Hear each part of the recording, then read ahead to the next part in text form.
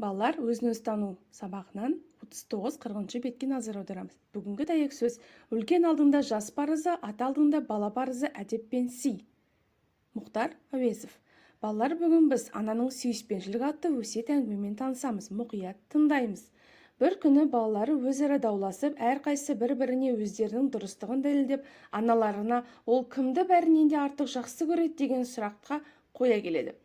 Анасы үндеместен шырақты алды да оны жақ. Міне, шырақ бұл мен, оның жалыны менің сүйіспеншілігім деді. Содан кейін ол тағы бір шырақты алды да оны да өз шырағына тұтатып жақты. Бұл менің тұңғышым. Мен оған өз жалынымды, өз сүйіспеншілігімді бердім. Менің бергенімнен менің шырағымның жалыны азайып қалды ма? Менің шырағымның жалыны сол күйінде қалды деп, ол қанша баласы болса, сонша шырақ жақты. Алайда оның шырағының жалыны сол қалпында қала берді. Енді мәтін бойынша сұрақтарға жауап бер. Осы өсиет әңгімеден қандай сүйіспеншілікті байқадыңдар? Мәтінде ананың сүйіспеншілігін неліктен жанға шырақпен салыстырған? Өз ата-ананың сүйіспеншілігін неге теңер едің? Себебін түсіндіріп бер.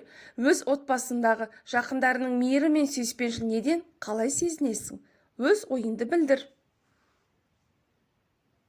Келесі балалар, бізде шығармашылық тапсырма. Оқулығымыздың 40 бетінде отбасындағы өз міндеттерін жазыңдар. Оны қалай орындап жүргендеріңді әңгімелеп беріңдер. Бүгінгі сабақ сендерге ұнады деген ойдамын.